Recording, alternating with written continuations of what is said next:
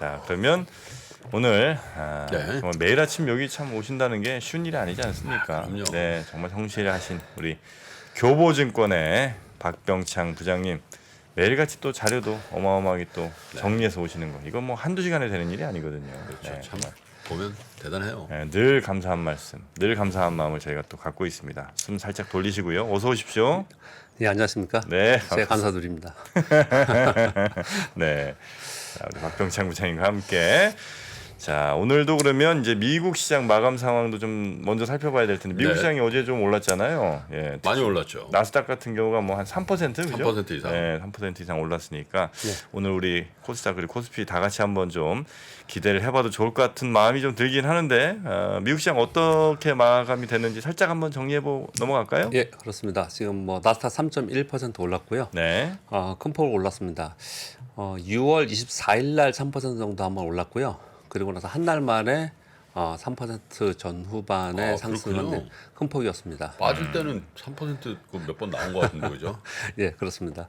그리고 또 하나 좋은 점은 지금 오기 전에 잠깐 봤는데요. 네, 오늘 크게 올랐지 않습니까? 근데 시간에서 매물이 나오면서 보통 한 약법 정도의 마이너스예요. 네. 근데 시간외로 보니까 지금 주요 종목들이 전부 다 간법 정도의 플러스의 거래가 되고 그러니까 있습니다. 넷플릭스가 시간에서 크게 오르는 거 같아요. 예, 아, 그렇습니다. 지금 뭐 너무 섹시하다고 난립니다 지금 우리 박 왜? 부장님 숨소리가 숨소리. 네, 거의 아이돌급이라고 그렇습니까? 아이돌들 왜 무대 마지막에 이렇게 이렇게 하잖아요. 아 너무 섹시하다고 난립니다.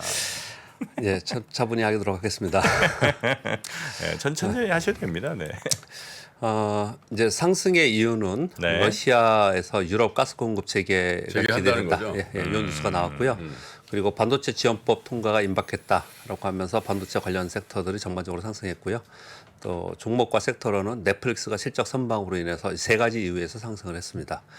어제는 보면은 환율만 소폭 안정됐고요. 나머지가 전체적으로 다 올랐어요. 이제 금리도 오르고 유가도 오르고 주가도 오르고. 그 사실은 엇갈리게 움직이잖아요. 그렇죠. 어제는 한꺼번에 다 올랐어요. 네. 근데 사실 이걸 생각을 해보면 이런 거죠. 뭐 안전자산 또는 위험자산 이렇게 표현을 하잖아요. 근데 네. 한꺼번에 다 올랐다는 거는 시장이 지금 전반적으로 위험도 내포하고 있지만 네. 또 그러면 이제 안전자산으로 가야 되잖아요. 그렇지만 그동안에 낙폭도 있고 또 주요 이슈들도 있고 하기 때문에 또 위험자산도 오르고 이게 혼재된 상태다. 이렇게 어제 보시면 리스크 테이커들의 날이었군요. 예, 그렇습니다. 네. 금리도 올랐다는 얘기는 예. 안전자산은 회피했다는 얘기잖아요. 네, 그렇습니다. 그래서 시장도 상승하고 유가도 오르고 원자재 가격도 상승하고 국제 수익률도 상승하는 좀 네. 독특한 어제 하루였다. 그렇게 보시면 될 것 같고요. 네. 넷플릭스가 본장에서 5.6% 상승했고 시간에서 현재 7.8% 정도 상승하고 있습니다. 비트코인 선물이 7.8% 올랐고요. 필라델피아 반도체 지수가 4.6% 정말 오랜만입니다. 엔비디아가 5.5%, 인텔이 3.9% 올랐는데요. 제가 이렇게 가져온 이유는 어제는 2% 3% 오르는 건 오르는 것도 아니었어요. 전반적으로 그러니까. 전반적으로 뭐 4% 5% 오르는 게 상당히 많았습니다. 어쨌든 주도주는 넷플릭스였는데 네. 어제 이 시간에 그런 얘기를 한번 했잖아요. 네, 어제 네, 기억나시면 그렇습니다. 돌아 그냥 넷플릭스만한 게 없더라. 애플 갔더니 돈 내라 그러고 뭐 네, 네. 무용우도 거기밖에 안 하고 에이 넷플릭스 스테이. 근데 그게 진짜로 어제 그렇게 나온 거죠. 예, 결과가 그렇게 나왔습니다. 그래서 그거 좀 이따 다시 한번 설명을 드리도록 하겠습니다. 그래서 네. 일단 안정적으로 끝났습니다. 그건 이제 어떻게 우리 해석해야 되는지는 조금 이따 말씀드리도록 네. 하겠습니다. 우리 시장은 그 전날에 큰 폭으로 좀 상승을 했죠. 그래서 어제 매물이 좀 나왔습니다. 코스피가 0.18% 약법으로 마감을 했고요. 2,370포인트. 코스닥 0.7% 상승을 했습니다. 외국인들이 393억 정도 순 매수했거든요. 여기에 흐름을 좀 보면요.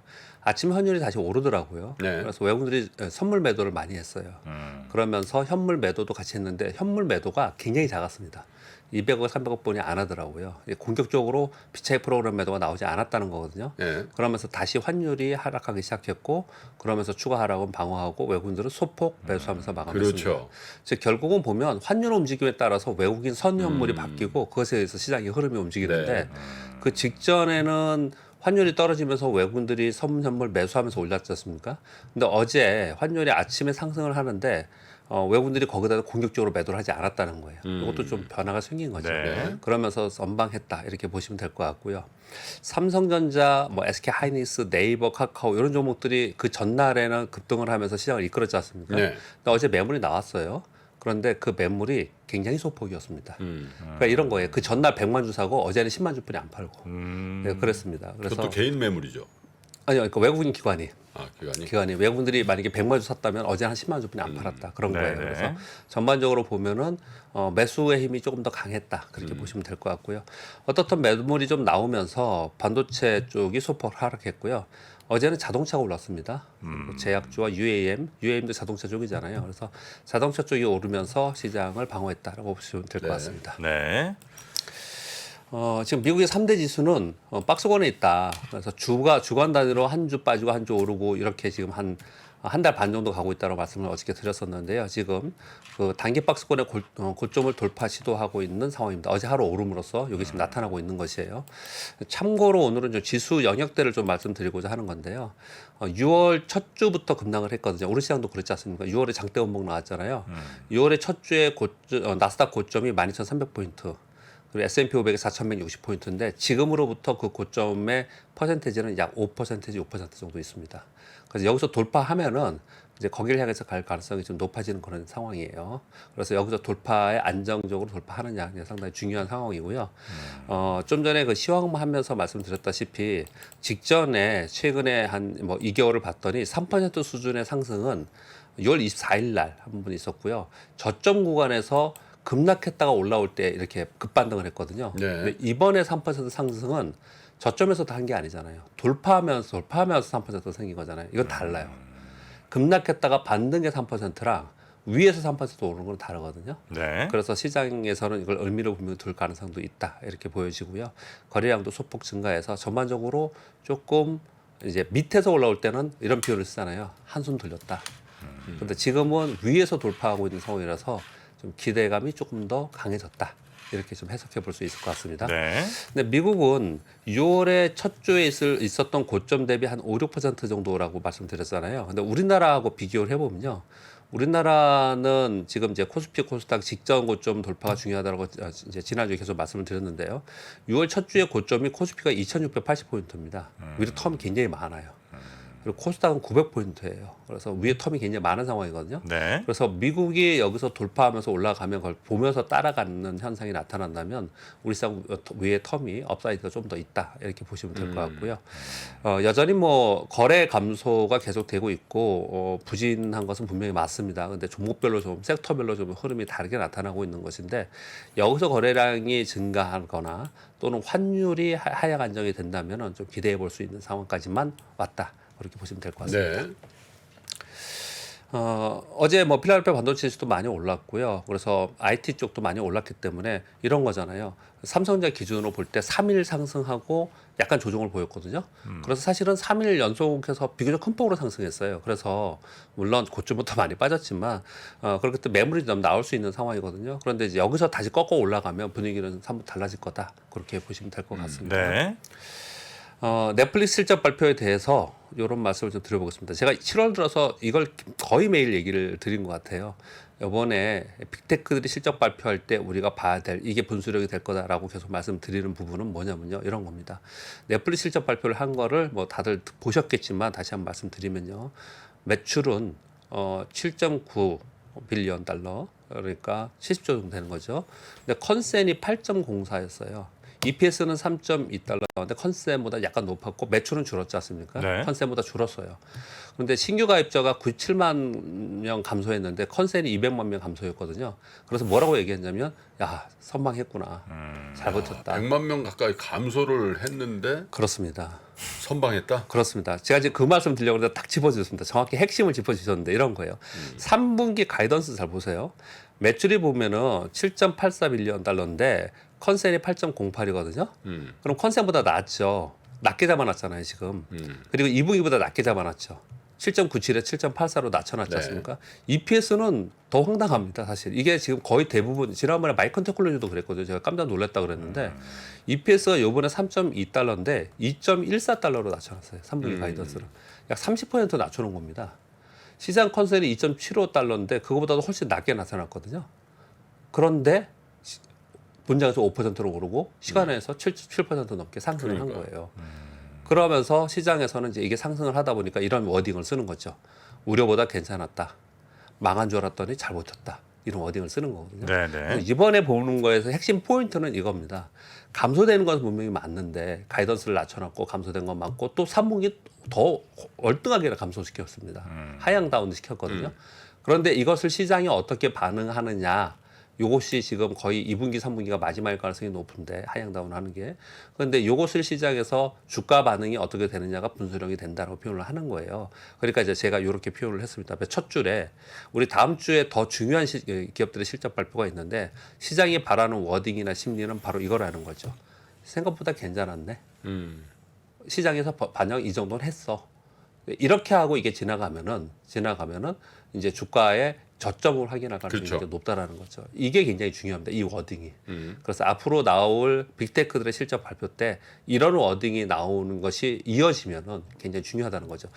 제가 우리 4월에 우리 방송했잖아요. 4월에 생각을 해보면 네. 실적 괜찮게 발표했잖아요. 그리고 2분기 가이드는 좀 낮춰놨어요. 근데 떨어졌죠. 이게 그렇게까지냐? 그렇게까지 생각하는데 폭락했었잖아요. 막 폭락해 버렸잖아요. 30몇 %. 시장의 심리나 그런 것들이 그렇게 작용을 했다라는 거거든요. 그러니까 똑같이 그때하고는 좀 반대 방향으로 시장의 심리가 작용하는 게 굉장히 중요하다. 이 말씀을 계속 드리고 있는 뭐 거죠. 주가가 뭐 거의 80%가 빠졌으니까. 그렇죠. 거의 80% 사실 빠졌죠. 주가 그 자체의 무게가 굉장히 가벼워져 있다라는 맞습니다. 것도 뭐 예, 예. 그러니까 주가가 그것을 이 정도 반영했다. 아, 괜찮네 이 정도면. 80%나 빠졌어요. 네. 72% 지금 조금 반등해갖고 반등해서 70몇% 72%예요. 예, 그렇게 빠졌습니다. 고점 대비. 예, 그렇게 빠졌습니다.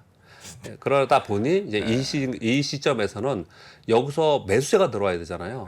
매수세가 들어오기 위해서는 이런 워딩이나 심리가 굉장히 중요하다. 이 예. 말씀을 드리고 있는 것입니다. 네. 자, 뉴스 전해드리도록 하겠습니다. 지금 뭐 시황하면서 말씀드린 건데 가스프롬에서 유럽 가스 공급 재가동을 기대한다. 로이터 통신이 어저께 발표가 있었고 이게 가장 큰 이유였습니다. 그래서 내용은 이거였습니다. 가스프롬은 의무를 이행할 것, 그리고 가스프롬은 가스 공급할 준비가 완료되었다. 요 내용이었고요. 세부 내용이 들어가 보면요. 7월 처음에 이제 그 밸브 잠그다고 할 때 그 정도까지는 수준이 있지만 작년만큼 100%는 하지 못할 가능성이 있다. 이런 얘기도 있긴 있습니다. 그렇지만 워낙 걱정을 많이 했기 때문에 이게 큰 호재가 되었다. 이렇게 보시면 될 것 같고 또 한 가지가 더 있었습니다. 우크라이나 러시아 곡물 수출 재개 합의에 임박했다. 마이너스 우크라이나 단지에서. 러시아가 예. 서로요? 아니면 다른 같이, 나라에? 예, 다른 나라에. 우크라이나 곡물, 러시아 곡물이 흑해 곡물 수출항을 통해서 나가잖아요. 이게 지금 봉쇄되어 있었지 않습니까? 아. 이거 이제 열자라는 것에 이제 합의했다. 이런 내용이에요. 그런데 이제 아직 협의가 남아 있는 부분은 서로들 이제 견제하겠죠. 그러면 항만의 안전 문제나 배가 이동할 때 항로의 안전 문제는 서로 어떻게 담보할래? 이거 지금 논의하고 있다고 합니다. 그래서 이 두 가지 뉴스가 시장에서 굉장히 큰 호재로 작용을 그러니까 했다고 보시면 될 국제 것 같습니다. 공급가도 많이 빠졌는데 저 업자들은 굉장히 좀 속상할 거예요. 저 급할 때 좀 냈으면 돈 좀 벌었을 텐데 창고에 쌓아놓고 지금 네? 한풀 꺾인 다음에 내기로 합의하는 거 아니에요? 그렇게 따지면 또 그러네요. 이게. 예. 어제 뉴스에 파나소닉과 CATL이 북미의 테슬라형 배터리 공장 건설을 한다는 뉴스가 나왔습니다. 함께? 아니면 따로따로요? 따로따로. 네. 파나소닉은 40억 불 정도의 규모이고요. 네. CATL은 50억 불 정도의 규모예요. 우리 그때 LG에너솔루션이 1조 7천억이니까 지금 환율로 봤을 때 한 13억 불 정도 됩니다. 어우, 상대가 안 되네. 그 정도 되는 건 상대가 안 되죠. 그런데 LG에너솔루션은 그나마저도 생산 라인 구축을 보류한다고 그때 발표했잖아요. 그래서 떨어졌잖아요. 많이 전체적으로. 빠졌죠. 2차 전지 관련 떨어졌지 않습니까? 그래서 이렇게 공격적으로 파나소닉이나 일본이나 중국에서 이렇게 공격적으로 나온다면 우리나라에서는 어떻게 해야 되느냐? LG엔솔은 또 어떻게 해야 되느냐? 각사의 행보와 경쟁이 주목된다라는 뉴스예요. 굉장히 중요한 것 같습니다. 그래서 미국은 CATL도 저기서 공장 지준하는 거예요? 네? 중국 뭐 봉쇄한다더니. CATL이 네.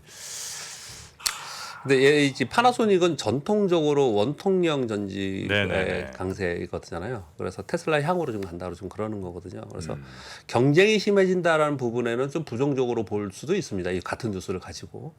그런데 또 한쪽으로 보면은 그만큼 수요가 있기 때문에 계속 증설을 하고 있는 거고 그 성장에 대해서 의심할 여지가 없다라고 하면서 좀 길게 보자 이렇게 얘기하는 사람 분명히 있을 것이라고요.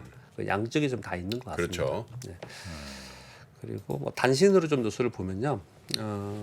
금융위에서 가상자산 특위를 신설한다는 발표인데 7월 중에 아마 신설이 가능하지 않겠냐라는 뉴스가 나왔습니다. 가상자산 관련 규제 및 투자자 보호를 위한 특위고요. 그 두 번째 뉴스하고 연결해서 말씀드리겠습니다. 두나무에서 업비트의 지주에서 두나무에서 우리금융지주 지분 1% 취득한다. 결국은 지방은행 인수를 위한 사전 절차가 아니냐 이런 얘기가 좀 어저께 돌았습니다. 지방은행 인수랑은 무슨 관련이에요? 우리은행. 그러니까 은행 지주를 가지고 있던 이제 지주회사니까요. 네. 우리금융 주자의 또 자회사들도 있잖아요. 네. 예, 그러니까 이제 그런 것들을 이제 사전 절차가 아니냐. 근데 사실은 두나무에서 좀 소규모의 지방은행을 인수하려 할 가능성이 있다라는 얘기가 계속 돌았습니다. 올해 내내 계속 있었어요. 근데 실제로 이런 내용들이 나와서 여기 관련된 종목들이 굉장히 강세였어요. 어저께요. 뭐죠? 예를 들면 JB 여기 이제 결제, 전자결제도 그렇고요. 전자결제 전부 다 그렇고 그리고 소위 가상화폐 관련된 네. 이제 테마들 이런들이 전체적으로 이제 강세였는데요. 근데 요거는 이제 이유가 왜 그러냐라고 보면은 그 업비트에서 지금 가상자산 거래 규모가 증가한 물론 굉장히 빠져갖고 지금 굉장히 힘들지만 전체적으로 사이즈가 커졌기 때문에 자꾸 이제 IPO를 한다든지 아니면 거래하거나 아니면 입출금할 때 문제가 많이 발생하더라는 거예요. 왜냐하면 지금 어떻게 되냐면요. 가상자산 거래소는 은행하고 연계해서 은행에서 해주는 겁니다. 그렇죠. 예, 그렇게 되어 있는 거거든요. 그런데 그런데 은행에 계좌를 열고 그다음에 가상화폐 거래소와 그걸 이제 트는 거죠. 네, 지금 아마 계좌를. 네. 제가 알기로는 K뱅크인가 거기서 좀 하고 있는데 안정성이 좀 떨어지는 것 같아요. 그래서 직접 하겠다라고 하는 것이죠. 안정성을 위해서. 그런데 반대로요. 제가 왜 두 가지를 연결해서 말씀을 드리자면요. 반대로 금융위 얘기도 같이 한 이유는 반대로 은행에서 야 우리가 직접 할 수 있게 해다오라고 지금 계속 요청하고 있는 중이에요. 가상자산에 대해서 거래나 이런 것들이 서로들 그래서 지금 이 산업 이 섹터는 이 금융권에서는 굉장히 중요한 섹터입니다. 네, 네. 굉장히 네. 이 미래 먹거리로 굉장히 중요하게 바라보고 여기가 굉장히 빠르게 변화하고 있거든요. 그래서 여기에 관련된 우리 주식 투자하는 입장이니까 여기에 관련된 이제 종목이나 섹터들이 상당히 많이 있어요. 그렇지만 그걸 떠나서 금융권에 있는 예를 들어서 내가 주식을 한다든지 은행에 예금을 한다든지 또는 뭐 코인을 한다든지 부동산 한다든지 이런 것들이 다 통합 마이데이터 그런 거잖아요. 지금 이제 그러고 있는 상황이라서 이게 이제 어떤 식으로 변화되는가에 우리나라의 금융권은 굉장히 큰 변화가 있을 것이다. 또 금산분리 완화한다 뭐 이런 얘기들이 슬슬 그런 얘기가 나오고 얘기도 좀 있어요. 있고요. 그래서 이제 두나무에서 이제 어떻게 하려고 하는 거냐면 SPC나 아니면은 이제 보면은 원래 그 산업회사가 제조업이 금융회사 지분에 대한 제한이 있지 않습니까? 네. 산업자본. 산업자본이 그것을 이제 피해가거나 아니면 완화하거나 이런 것들이 계속 나타나고 있는 거거든요. 네, 그런 부분들이 좀 굉장히 중요하게 지금 대두가 되고 있는 것 같습니다. 그리고 단신이라서 이렇게 말씀을 드리고요. 뭐 그 뒤에 뉴스들은 조금 오늘 뭐 시장도 미국도 괜찮았고 우리 시장도 최근에 좀 좋았으니까 좀 재미있는 뉴스를 좀 몇 가지 얘기했습니다. 제 생각에 재미있는 어제 아시아 경제에서 우리나라의 한국의 공매도는 주가 조작이다 이런 타이틀의 보고서가 있었어요. 그러면서 이런 거예요. 공매도의 긍정적 기능을 인정한다. 그런 전문가들 얘기도 다 인정한다. 그러나 우리나라 한국에서 벌어지는 공매도가 이게 그런 기능을 하는 거냐. 주가 조작 아니냐. 그런 예를 든 게 이런 거예요. 주식을 저점에서 매수하고 고점에서 매도하고 저점에서 고점 매도하고 그러면서 호재를 퍼뜨리고 또 이런 식으로 하면은 뭐 통정 매매가 아니더라도 그 주가 조작에 들어가거든요. 연속해서 계속 그렇게 하면은 몇 개의 계좌를 가지고 그렇게 하면 주가 조작이잖아요. 근데 공매도 그렇게 하고 있지 않냐는 거죠, 지금. 공매도 하고 내려오면 또 다시 커버하고 또 공매도 커버하고 계속해서 그렇게 하고 그 사이에 악성 루머도 퍼뜨리고 그렇게 하는 게 아니냐. 사실은 똑같은 거 아니냐라는 논리를 얘기를 많이 하고 있어요. 사실 요즘에 이런 공청회가 굉장히 많은데 그 내용 자체가 그냥 뭐라고 표현할까요? 어쩌면 한 번쯤 정말 다시 들여다볼 필요가 있을 것 같습니다. 우리나라의 공매도는. 그럴 필요가 좀 있을 것 같고 우리는 항상 이렇게 얘기하거든요. 저도 제도권 안에 증권사 직원이기 때문에 공매도의 긍정적인 기능에 대해서 인정해야 되는 부분이 있고 또 유동성이 약할 때만 이런 게 문제가 되지 유동성이 좋고 그럴 때는 큰 문제가 되지 않기 때문에 사실 이 부분을 뭐 그냥 없앤다 이렇게 하기에는 좀 무리가 있지 않냐라는 게 이 제도권 안에 있는 사람들의 얘기지 않습니까? 네. 그래서 그 안에 들여다 보면은 우리나라 안에서의 공매도는 상당 부분 문제점이 많이 있다라는 것들을 계속해서 부각이 많이 되고 있어요. 그래서 이런 뉴스들이 좀 나오고 있는 것 같습니다. 네. 그래서 하나 말씀드렸고요. 이 내용도 제가 보면서 좀 그냥 좀 웃고 말았는데요. 이 의미는 있습니다. 원화 가치가 급락했잖아요 이번에요. 정말 역사적으로 급락한 거 아닙니까? 1,426원까지 갔으니까 우리 기획재정부에서 국민연금에 도움을 요청했다. 이거는 권고이겠죠 당연히. 왜냐하면은 뭐라고 할까요? 그 강제하지 못하는 거니까. 그럼요. 매일 뉴스인데 강제하지 못합니다. 국민연금 보건복지부 소속이에요. 예, 강제하지 못하니까요. 내용이 이런 겁니다. 국민연금이 환해지가 아니고 환 오픈 전략을 취하고 있어요. 왜 그러냐면 환차익이나 환차손도 고려한 투자를 하니까 우리나라 외국인들이 우리나라 투자할 때 그렇게 하잖아요. 네. 환차익이나 환차손 고려하면서 투자를 그런 하잖아요. 투자자도 있고 해지 않은 해지 않은 투자자도 투자도 있고. 있겠죠. 예, 맞습니다. 예. 예. 국민연금은 근데 환 오픈 전략을 계속 유지하면서 했다라는 거죠. 그런 것들을 반영을 하면서 그러다 보니 외환 시장 내 수급 불균형의 원인이 되지 않았냐. 이건 미국 재무부에서 명시를 했잖아요. 환율 보고서에서. 대한민국 국민연금의 예. 해외 투자가 예. 코리아 원 달러 예. 환율에 예. 영향을 준다. 그렇죠. 그 이제 직접적으로 이렇게 어제 뉴스가 네. 나오고 얘기를 좀 하고 있는 거예요. 국민연금의 해외 자산이 지난해 600억 달러가 증가했다고 합니다. 2,700억 달러인가 돼서 3,300억 달러로 증가했는데요. 이게 이제 지금 말씀 주신 것처럼 달러 약세의 원인 중에 하나가 아니냐라는 거죠. 근데 더군다나 국민연금은 지금 해외 주식 비중이 26.8%인데 2027년까지 40.3%로 상향 계획이 있습니다. 엄청나게 높이는 거죠, 지금요.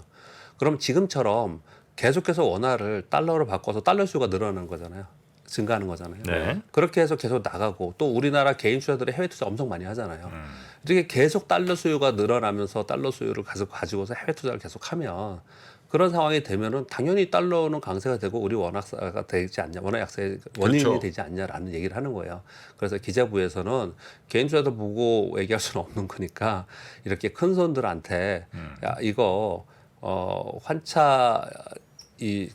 오픈 전략을 취하고 있는데 그러지 말고 해지 전략을 일부 좀 취해가면서 이런 부분도 좀 고려해 달라라고 얘기를 했던 것 같아요. 이런 얘기들이요. 그런데 이제 이 내용을 말씀드리는 거는 지금 우리 원화 약세가 된 것은 외국인들이 우리 이런 생각하잖아요. 외국인들이 우리나라 들어와서 투자를 하면은 그럼 달러를 갖고 와서 달러를 팔고 원화를 사기 때문에 원화 강세가 되고 그러면 시장이 올라가고 그러면은 환차익도 노리고 주가 차익도 노리고 그래서 그것 때문에 외국인들이 들어오잖아요. 그렇죠. 네. 원화가 떨어질 때는. 근데 반대로 요즘처럼 올라갈 때는 우리나라 주식을 팔고 그걸로 또 달러를 가져가서 나가고 이러니까 계속해서 달러 강세 원화 약세가 된 거지 않습니까? 그것처럼 똑같이 우리나라에 있는 투자자들도 어떤 행위를 했을 때 외환 시장의 변동성에 상당히 영향을 주었다라는 것을 이해하자라는 의미에서 제가 이 뉴스를 가져온 거고 그리고 그런 것들 때문에 어떤 뭐 기재부가 이런 정책을 했던 아마도 기재부만이 아닌 뭐 금융위나 아니면 한국은행이나 다 모여서 의논을 하겠죠. 그래서 이런 부분들을 고려하고 있다. 이런 부분들을 좀 말씀드린 것입니다. 네. 여기까지만 가져왔는데요. 알겠습니다. 네. 그게 옛날에 이제 그 재무부 시절에 재무부 금정국이라고 있었던 네. 금융정책국 네. 거기서 이제 하던 건데 이제 그걸 금융위로 분리한 거예요. 그래서 금융위가 이제 그러는데 그래서 그 라인에 이제 금융 정책을 시장에 투영시키는 일들을 주로 하는 라인을 이제 업계에서는 기술자라고 그러거든요. 그 기술자들이지 이런 네. 얘기를 많이 하는데 최근 들어서 그런 이제 보이지 않는 이제 그런 시장에 대한 어떤 이제 컨트롤. 근데 그게 뭐 부정적으로 보는 시각도 있으나 또 그냥 두면은 그죠? 맞습니다. 그냥 두면은 환율 폭등하고 뭐 금리 물론 이제 그냥 시장 기능에 맞춰서 잘 되면 좋은데 그게 일시적으로 보면 이렇게 바이어스를 주거든요. 그런 것들 이렇게 좀 트리밍 한다고 이렇게. 네. 그렇죠. 이런 네, 역할들이 네, 좀 필요하긴 하지 사실. 예, 그렇죠. 그러니까 사실 좀 전에 말씀드린 공매도도 좀 그런 거죠. 그렇죠. 예, 공매도도 그런 거죠. 그 기능 자체에 대해서는 뭐 우리나라만 있는 게 아니고 전 세계적으로 다 그렇게 하고 있는데 기능 자체에 대해서 뭐 없애자라고 얘기하기 좀 무리가 있다라는 게 공론이긴 하지 않습니까? 네. 우리는 불만이 유연하게 할 있지만. 필요는 유연하게. 예, 그러니까 유연하게 해야 된다는 거죠. 일정 정도. 그죠? 이런 부분들을 얘기를 하는 유연하게. 거죠. 예. 네. 국민연금이나 하여튼 뭐 공무원연금 이런 것들은 한 10년 전과 비교하면 너무 운용에 있어서의 자율성이 많이 좀 사라졌습니다. 자율성이? 예, 그 위원회가 훨씬 더 자율성이 있는 거. 아니. 그 위원회가 너무 많아갖고 완전 공무원, 그러니까 어떤 뭐 투자 CIO 같은 분들이 어떤 좀 적극적인, 물론 이제 굉장히 잘 보수적으로 돈을 챙겨야 되는 건 맞는 일이지만 항상 의심의 벽을 타고 돈은 버는 거 아니겠습니까? 리스크의 반대편에 늘 수익이 항상 기다리고 있잖아요. 리스크와 리턴은 같은 형제 같은 겁니다. 동전의 앞뒷면이에요. 좀 더 적극적인 투자를 좀 부탁드리겠습니다. 어제 저녁 방송 약간 정리가 좀 덜 됐어요. 뭐 들은 게 분명히 있는데 조금 덜 됐습니다. 하려고 하는 말이 뭐예요? 뭐냐면 네? 그 국민연금 굉장히 네거티브야 이 아저씨. 가급적 국민연금 안 내려는 주장. 어떻게 안 내요? 안 낼 수가 없는데 네. 안 낼 수 있으면 안 되겠다는 거잖아. 사실 맞아요. 아니, 몇 년 전에 아니, 국민연금 이사장님 한번 모셔가지고 토론 한번 했거든. 네. 어우 싸늘하더라고. 네. 자, 이게 근데 네. 이 정프로가 그때 심정은 그때 이제 네. 4초였거든. 40대 초반. 나는 못 받을 가능성이 있다라고 판단한 것 같아. 네. 지금 3할 와서 약간 생각이 달라졌나? 사실은 그건 아니에요. 저는 어쨌든 그 개인 선택에 난 맡게 된다고 생각하는 사람이 여전히. 국민연금을? 예. 그러니까 이 국민연금 해서 할 사람은 하고 예. 아니라고 생각하는 사람들은 안 하고 개인 연금으로 가자. 뭐 개인연금을 하든 아니면 네, 그건 알아서 이제 본인이 판단해야 될 네, 몫이지. 네, 네. 이렇게 세금처럼 걷어가는 건 좀 아닌 것 같다라는 게 이제 저는 개인적인 생각인데 뭐 이건 이제 짧은 생각일 수 있겠습니다. 자 오늘은 그럼 이 정도 할까요? 네. 그러시죠. 우리 박병창 부장님 고생 많으셨고요. 감사합니다. 네 내일 뵙겠습니다. 네, 감사합니다. 네. 미국, 중국, 러시아 이런 나라들의 움직임에 대해서 관심이 어느 정도 생겼는데 거기에서 우리는 과연 뭘까? 우리는 체스판의 말이 아니다라는 생각을 좀 해야 좋겠어요. 어떻게 생각하세요? 우리 편 누굴까를 좀 더 고민할 수 있지 않을까 싶어요. 뒤집어 질문을 해보면 그러면 아시아에는 우리 친구가 있을까요? 제가 지구본 연구소 진행하면서 사실은 되게 마음에 걸리는 이만한 짐이 하나 있어요. 우리 옆에 있는 동남아를 내가 모른다. 우리가 처해 있는 아시아라는 지역을 자꾸 방관하고 유럽이나 미국의 어떤 시각에 맞춰가지고 그런 이제 개별적인 지식 이런 것들이 묶여가지고 큰 흐름들을 만들어내는 이야기, 그런 경험.